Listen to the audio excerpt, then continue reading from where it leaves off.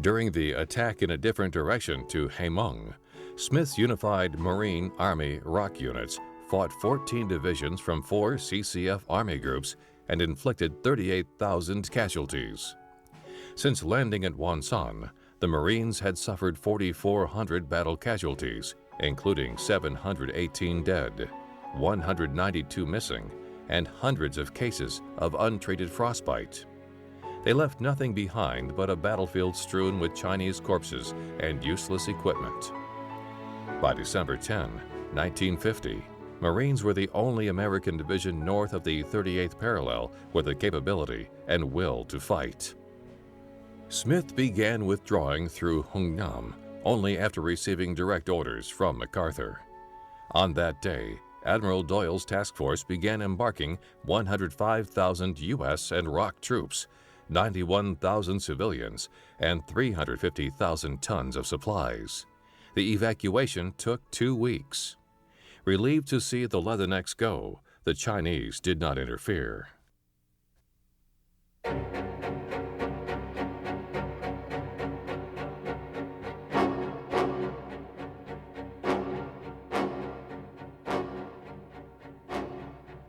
The 8th Army succeeded in escaping south, but it had still not found a line it could defend when General Walton Walker, riding at high speed in his command jeep to inspect positions north of Seoul on December 23, 1950, was killed when it collided with a civilian truck.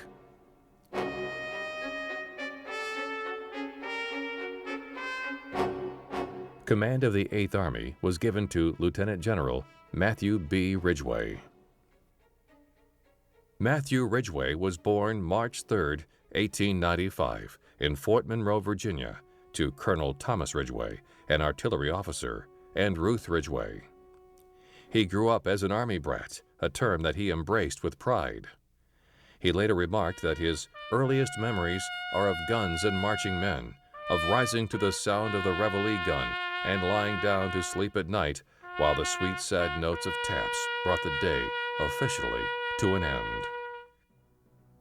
At West Point, he served as a manager of the football team. In 1917, he was commissioned a second lieutenant in the U.S. Army. He was disappointed that he was not assigned to combat duty in World War I, feeling that the soldier who had had no share in this last great victory of good over evil would be ruined. Shortly after the outbreak of World War II in Europe in September 1939, he was assigned to the War Plans Division. In August 1942, Ridgway was promoted to Major General and was given command of the U.S. 82nd Airborne Division upon Omar N. Bradley's assignment to the 28th Infantry Division. The 82nd, having already established a combat record in World War I, had earlier been chosen to become one of the Army's 5 new airborne divisions. The conversion of an entire infantry division to airborne status was an unprecedented step for the U.S. Army and required many hours of training, testing, and experimentation. Ridgway helped plan the airborne invasion of Sicily in July 1943 and commanded the 82nd in combat there. In 1944, Ridgway helped plan the airborne operations in Operation Overlord. In the Normandy operations, he jumped with his troops, who fought for 33 days in advancing to Saint-Sauveur, near Cherbourg, in the middle of the Cotentin Peninsula. In September 1944, Ridgway was given the command of the 18th Airborne Corps and later helped push back German troops during the Battle of the Bulge. In March 1945, he led his troops into Germany during Operation Varsity and was wounded in the shoulder by German grenade fragments on March 24, 1945. At war's end, Ridgway was on a plane headed for a new assignment in the Pacific Theater under General of the Army Douglas MacArthur, with whom he had served while a captain at the United States Military Academy at West Point. Ridgway had a strong and dynamic personality. Both proved invaluable for the task ahead.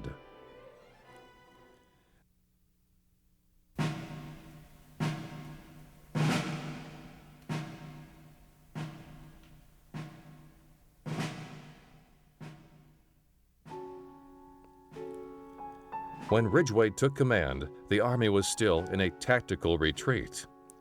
Ridgway's success in turning 8th Army's morale around, using little more than a magnetic personality and bold leadership, is still a model for the Army for how the power of leadership can dramatically change a situation.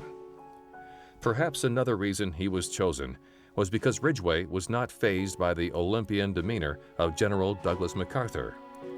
MacArthur, in turn, gave Ridgway latitude in operations he had not given his predecessor. After Ridgway landed in Tokyo on Christmas Day 1950 to discuss the operational situation with MacArthur, the latter assured his new commander that the actions of the 8th Army were his to conduct as he saw fit. Ridgway was encouraged to retire to successive defensive positions, as was currently underway, and hold Seoul as long as he could, but not if doing so meant that 8th Army would be isolated in an enclave around the city. In a foreshadowing of his aggressive nature, Ridgway asked specifically that if he found the combat situation to my liking, whether MacArthur would have any objection to my attacking. MacArthur answered, "8th Army is yours, Matt. Do what you think best."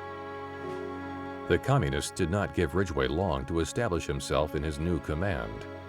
On January 1st, 1951, the CCF launched a 500,000-man offensive against Allied forces along the 38th parallel. 3 days later, they recaptured Seoul. After successfully moving his army south, Ridgway began the task of restoring his soldiers' confidence in themselves. To accomplish this, he aggressively went about finding other leaders in 8th Army who were not defeatists or defensive-oriented, despite the hard knocks of November and December, and put them in charge. He was quick to reward commanders who shared his sentiments, and just as quick to relieve those officers at any level who did not. For example, during one of his first briefings in Korea at I Corps, Ridgway sat through an extensive discussion of various defensive plans and contingencies. At the end, he asked the startled staff about the status of their attack plans. The Corps G3 operations officer responded that he had no such plans. Within days, I Corps had a new G3, and the message went out: Ridgway was interested in taking the offensive. He also replaced officers who did not send out patrols to fix enemy locations and removed enemy positions from commanders' planning maps if local units had not been in contact recently. All these positive leadership steps had a dramatic effect immediately. 8th Army was in Korea to stay.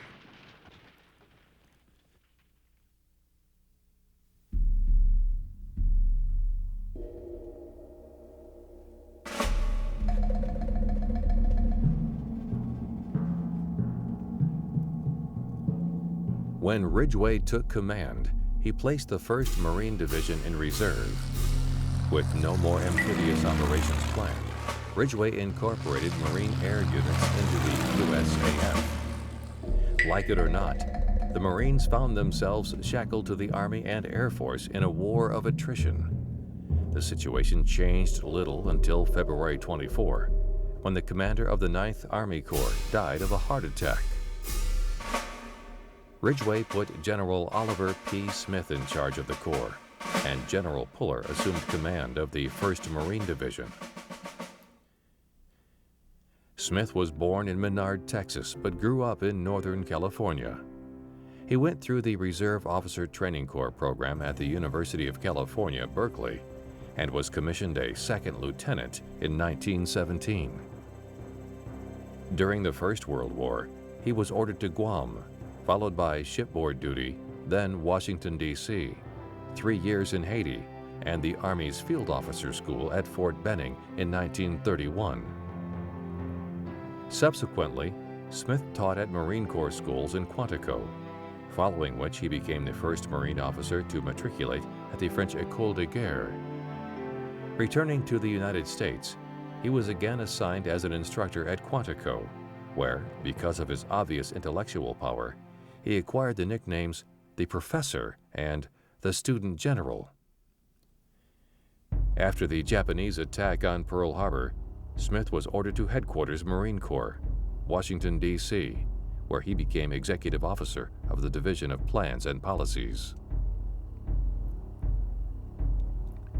He remained in this capacity until January 1944, when he joined the 1st Marine Division on New Britain.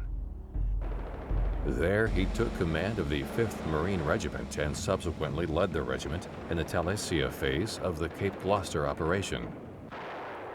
In April 1944, he was named Assistant Division Commander of the 1st Marine Division and participated in operations against the Japanese in the Peleliu operation during September and October 1944. Smith became Marine Deputy Chief of Staff of the 10th Army in November 1944 and participated in the Battle of Okinawa from April through June 1945. In July 1945, he returned to the United States and became Commandant of the Marine Corps Schools, Quantico. In March of 1948, he became Assistant Commandant of the Marine Corps and Chief of Staff, Headquarters Marine Corps, Washington, D.C. While there, he served as Editor-in-Chief of the Professional Journal of U.S. Marines, the Marine Corps Gazette. Smith was not a colorful character. A practicing Christian Scientist, he did not drink, and he did not use profanity. In fact, when he spoke at all, he rarely raised his voice above a normal speaking level. Consequently, when in spring 1950, Smith received orders as Commanding General 1st Marine Division, there was not a little heartburn among other Marine general officers, which only intensified when that division deployed to Korea. Yet if ever there was an officer with the right qualifications, at the right place, at the right time, it was Major General Oliver Prince Smith. It was Smith who worked closely and effectively with Rear Admiral James H. Doyle on a very short timeline to plan the September 1950 landing at Incheon. Like Doyle, Smith was a practical-minded, hard-headed professional who cared not a whit for high-blown rhetoric or elegant maps, only for getting the job done. It was Smith who wisely resisted great pressure from his Corps commander to accelerate his division's advance on Seoul in order to meet an artificial schedule for securing that city, urgings to make a dangerous night attack once in Seoul, and attempts to interfere in his division's internal chain of command. Smith was neither good news material nor well known outside Marine circles. He was a very private and modest person.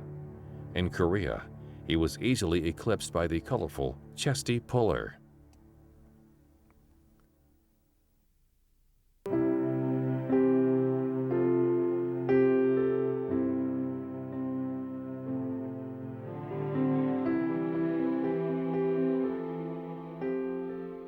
Born in 1898, Lewis Puller grew up in Virginia on tales of courage in the name of freedom. Grandson of a Confederate cavalryman who fought with Jeb Stuart and died at Kelly's Ford, Lewis and his brother Sam were raised on the stories of Civil War veterans. At the age of 19, Lewis Puller entered VMI and began his own military career. When America entered World War I, the nation was so ill-prepared that rifles were commandeered from VMI and other military schools for use in combat. Lewis Puller went to the authorities at VMI with the very reasonable and logical thought that, well, if they need rifles, they're going to need people to shoot them, and I want to be there for that job. He had been at VMI only a year. He was too young to get an Army commission, but he knew that the Marines would take him immediately. So on June 27, 1918, the day after his 20th birthday, he enlisted in the Marine Corps. Lewis Puller headed for boot camp at Parris Island, South Carolina.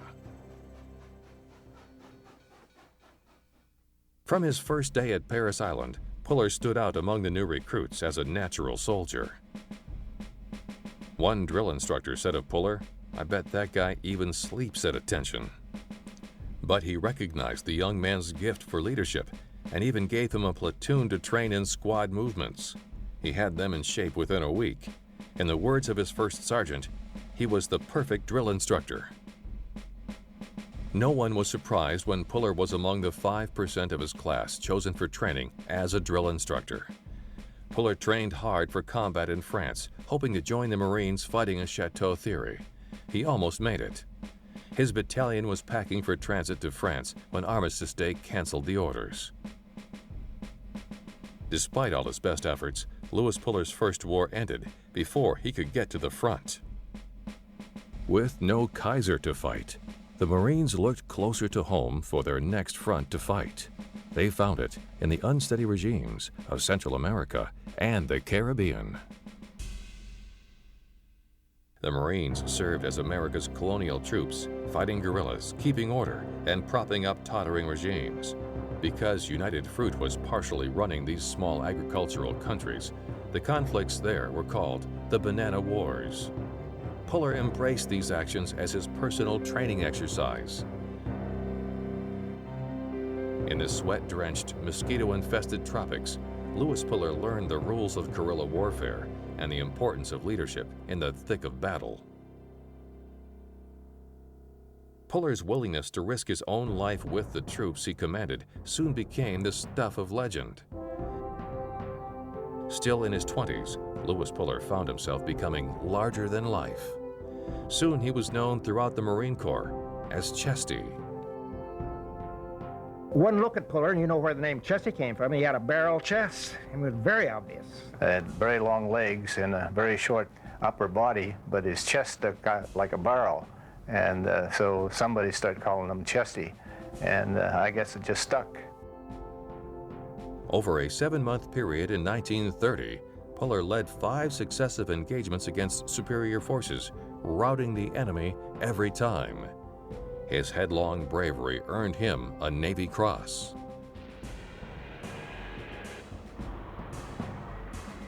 On December 7, 1941, Chesty was home on leave. In the stunning moments after the news of the attack broke, his first thoughts were of the men he left behind. Why don't they say something about the Marines in China, he growled. Overnight, it seemed the country caught up with Chesty Puller. Japan's treachery galvanized the country for war. The country just seemed to come together everywhere you went. It was just good old USA, good old USA, we'll fight him, we'll fight him. When it was time to strike back, U.S. planners had singled out a tiny Japanese-held island in the Solomons for the first American offensive of the war. Its name was Guadalcanal. Chesty's Marines were given the job of wresting it away from the battle-hardened Japanese defenders. Major Louis Puller was finally going to war for his country. The long and bloody campaign on Guadalcanal began on August 7, 1942, 8 months to the day after Pearl Harbor. The amphibious landing surprised the Japanese. By the time they finally realized the island had been invaded, 24 hours had passed, and more than 11,000 Marines had landed. When we landed on the island, the Japanese had the upper hand as far as, not in numbers, but in control of the surrounding waters. Right at the front of the action was the legendary Chesty Puller. He fought like a man with no fear, always on the front line beside his men, and he expected his officers to do the same. Father told me once, if you did your duty, you didn't have to worry about being scared. Soon after arriving on Guadalcanal, Puller led his battalion in a fierce action along the Matanico, in which Puller's quick thinking saved 3 of his companies from annihilation. In the action, 3 of Puller's companies were surrounded and cut off by a larger Japanese force. Puller ran to the shore, signaled a United States Navy destroyer, and then directed the destroyer to provide fire support while landing craft rescued his Marines from their precarious position, actions that earned him a Bronze Star. In a firefight on the night of October 24th, 25th, 1942, lasting about 3 hours, 1st Battalion, 7th Marines killed more than 1,400 Japanese. For his tireless devotion to duty and his cool judgment under fire against superior forces, Puller won his 3rd Navy Cross. Puller was up in the front lines, essentially here with us, and whenever actions we had, and we turned around and looked, and there's Puller. On December 26, 1943, the 1st Marine Division once again stormed ashore against a determined enemy. This time at Cape Gloucester, near New Guinea, commanding the 3rd Battalion, 7th Marines, Puller led an advance against an airfield. Days later, he took charge of another battalion after its officers were wounded. Under constant enemy fire and torrential rain, Puller's Marines slugged through a 3-week campaign against entrenched Japanese forces. Like a man incapable of fear, Chesty moved from company to company in the front lines along a fire-swept ridge. This was adrenaline, opportunity, liquor, whatever. I mean, he really, really liked being a troop leader. His forceful leadership and gallant spirit earned him a 4th Navy Cross. No other Marine had ever been so honored. Chesty Puller's next target was Peleliu, an island halfway between New Guinea and the Philippines. The island was surrounded by coral reefs and mango trees, but its dominant feature was a long, steep ridge with caves that offered natural pillboxes to the Japanese defenders. Puller's Marines had the invasion's toughest assignment: take that ridge. Every tree on that place had been stripped. There was nothing but a great chalky coral wasteland. Temperature 120. You must understand that Peleliu had been fortified for many, many years. Dug in, concreted, reinforced, underground railroads, everything. The Marines were on top of the ground and the Japanese were under the ground, and that made tough fighting. 2 weeks into the battle, half of Puller's regiment was gone. His plea for more men was answered with grim truth. There were no more reinforcements to send. As the battle raged on, a young lieutenant was sent to find Puller. Everyone he asked pointed him forward toward the fighting. So I kept going, and pretty soon I was crawling because there was bullets and machine guns, and he's up there, and this is Puller. Puller perfectly. The man was up there, not running the thing, but up there where he could maneuver and where he could bring in the artillery and where he could support the troops. Beautiful, beautiful.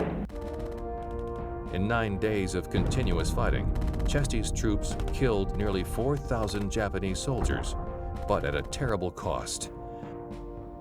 More than half of his 1st Marines were dead or wounded. No Marine regiment in history ever lost so many in a single battle.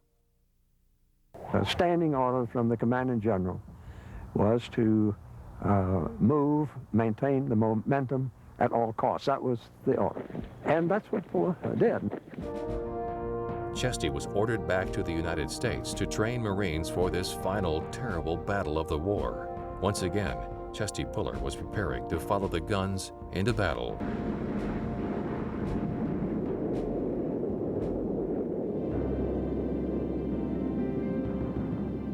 But once again, a world war ended with Chesty Puller waiting at home. In the rubble of Hiroshima and Nagasaki, many saw the end of Chesty Puller's style of warfare. But Chesty was not ready for the junk heap.